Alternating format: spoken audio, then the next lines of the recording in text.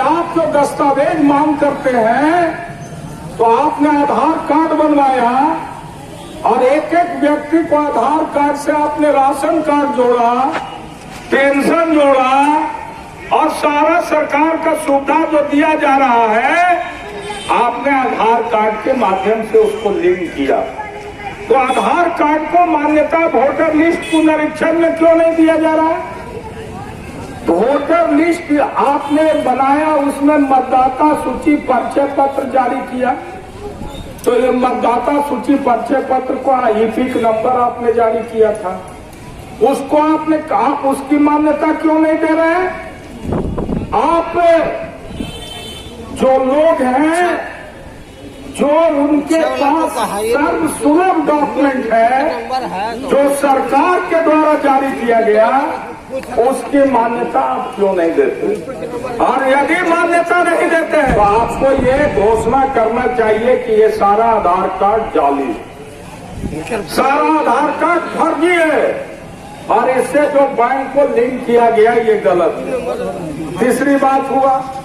चौथी बात हम लोगों ने कमीशन के सामने ये रखा कि बिहार सरकार का आंकड़ा कहता है कि 8 करोड़ जो मतदाता हैं उसमें 27% लोग जो हैं अप्रवासी मजदूर हैं, यानी बिहार से पलायन कर चुके हैं। अब जो बिहार से रोजी रोटी के तलाश में पलायन कर गया दूसरे प्रदेश में, उसके मतदाता सूची का वेरिफिकेशन कैसे होगा? और क्या वो जो प्रवासी मजदूर हैं उनकी हालत आर्थिक स्थिति ऐसी है कि 5,000 और 6,000 रुपया खर्च करके अपने गांव में आके मतदाता सूची का वेरिफिकेशन करा सकते हैं? ये 4 सवाल हम लोगों ने कमीशन के सामने मुख्य रूप से रखा। और हम लोगों ने ये भी कहा कि आप लोग कहते हैं कि महागठबंधन के लोग संविधान के तहत बात नहीं कर रहे हैं, लोकतंत्र के तहत बात नहीं कर रहे हैं। तो हमने तो संविधान की बात कहा कि आपको अधिकार है, लेकिन इन बिंदुओं पर भी आप विचार कीजिए। और अंतिम बात जो कमीशन के सामने कहा गया कि 2003 में जो डिटेल सुपरविजन हुआ वो 1 साल 9 महीना लगा था। 1 साल 9 महीना में डिटेल सुपरविजन हुआ था गहन पुनरीक्षण। और ये गहन पुनरीक्षण आप 25 जून से 25 जुलाई तक 1 महीना में कराना चाहते हैं। क्या 1 महीना के अंदर संभव है कि आप इस गहन पुनरीक्षण को कराइएगा? क्योंकि जो बिहार की मौजूदा हालात है, 70% बिहार के भूखंड पर बाढ़ है, आज बिहार में बाढ़ में डूबा हुआ है।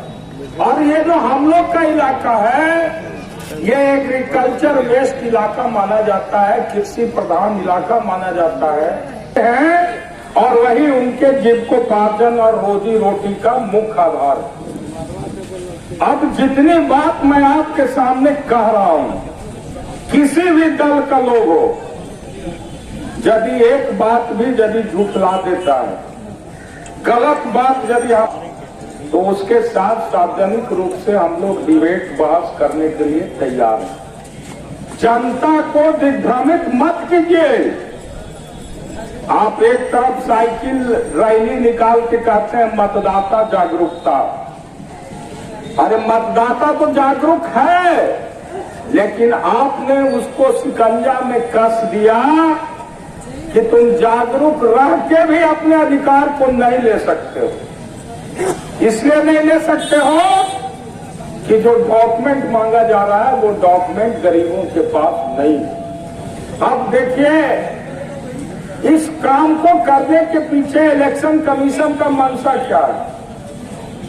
जो आदमी कमजोर होता है हमेशा डर से डरता है। जब इंडिया गठबंधन का डेलीगेशन मिलता है तो इलेक्शन कमीशन कल होकर अखबार में छाप देता है कि बिना दस्तावेज के भी फॉर्म लिए जाएंगे।